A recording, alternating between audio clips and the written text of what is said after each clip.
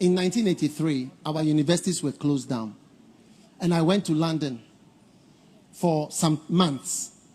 Whilst I was there, I started to look for Christians who I knew from Ghana. But there were no churches. And I found a new church that was just starting. The church will not be bigger than a part of the stage. There was no instrument in the church.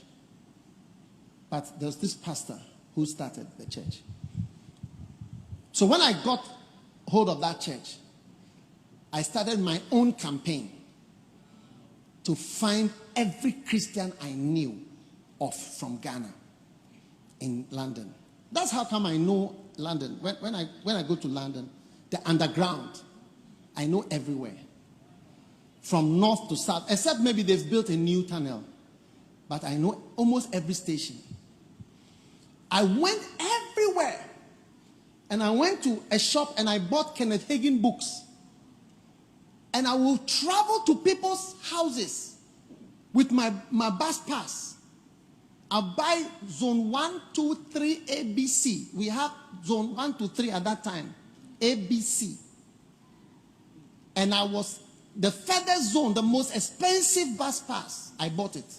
And I bought all Kenneth Hagin's books. I'll travel to find your house. Then I'll come and I'll give you a book. I shared Kenneth Hagin's book myself throughout the whole of London. I can mention the names of the people. Then after that, I carried them myself to church. I will go to their houses and bring them to 339 Finchley Road, North London, myself. I wait for people to wake up. I'll go to their house, they are sleeping. Wake up, I'll take you. I took them myself. I never thought this pastor is monkey the chop.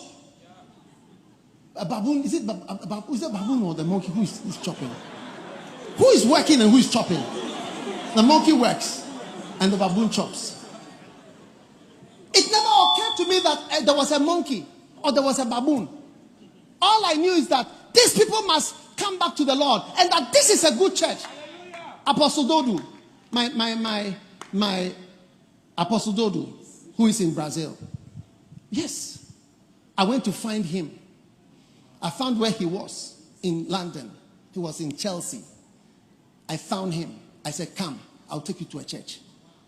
I took him. I said, let's go here. Finchley Road. He became the head usher, deputy head usher in that church. I took everybody, gathered people.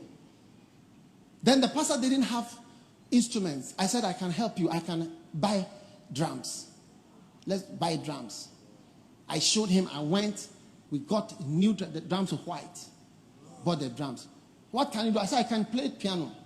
I can play drums. I can do anything. I didn't even have shoes. My shoes had become an alligator. The mouth had opened and I had only one. And I didn't have money. So if I come to church, I put my foot on the ground like this and I slide like this. People thought that it was galleys. But it was a shoe. And the main problem was when I was going on stage. So when I get on stage like this, I turn around like that and I go like this. Wow. The stage was not so high like this. Like 2 or 3 steps. Then I was going. Then after that, and I just go. It was the right shoe that was open. Like that. Yes. Every Sunday I was there. I was gathering people. Today, you see, in this same church, there are people that are sharing my books. Macarius ministers. They don't ask me anything. As if they have been, there's an engine in them to go around the world and share these books. Exactly what I was doing. I was not thinking somebody is benefiting. And when I left London, the pastor called me and said, look, I would like you to work with me as a pastor. I said, oh, I'm a medical student. I have to go back to school. And when I finish, maybe, but now I have to go back. I came back. I left all the people there. I didn't know monkey they were. And when I was leaving, I asked him for a gift. I went to see him. I said, I'm going to Ghana. He said, what is it? I said, the tapes you used to show on Tuesday evening, can you give me? Fred Price and Jimmy Swaggart. He said, I will give you. And he gave it to me. That's all. And I came. Later on, when we started the church, I went back to him. And I said, I need to be ordained. He said, I know you. I will ordain you. And he said, I will ordain you on Sunday. I came to the church alone. Only me. This was not the biggest. When I was there, it was the smallest. Now it was the biggest. 6 years later, it was the biggest. Everybody in the world came to preach there. He said, I'll ordain you. He is the one who ordained me in the ministry. I was the only person. I came. He says, come forward. In front of the whole church. And he ordained me. So I ordained you into the ministry. And he gave me a certificate. This was now the biggest church in London. And then when I finished, that was all I wanted. He said, no, I want you to preach tonight. I said, me? Preach tonight? The first time ever to preach in such an environment. You say, monkey, they work. That's why you never get anywhere, because you always think somebody is cheating you, somebody is getting something, you are working, somebody is benefiting, somebody is getting glory. That way of thinking is crooked. You need to go to the fitter to go and work on your spanner on your head. Do you know fitter? There are some fitters around. Are there any fitters around? UPSA, there are just some fitters.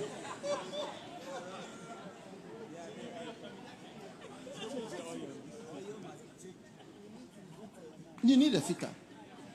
And that night, I preached. I don't even know what I preached. 2nd December 1991. When I preached, they took an offering for me. The first time I've seen offering in pounds. 1991. They gave it to me. I said, what are all these? Wonderful. Monkey, they work babu nature. I never thought so. I played the piano. I played the drums. I did everything in the church. No money. Why are you talking of money? My crisis was, one day he came and he said, he gave us some rules, He told us, you can't have a beard like half a beard. Shave or proper. That's how I learned all those things. They said, Ashes, you have to dress with a jacket. I was learning pastoral work. So I didn't have one. He said, you have to wear. And I didn't have money to buy. It was a crisis.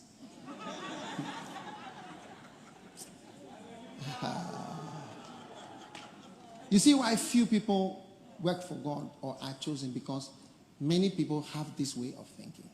Yes.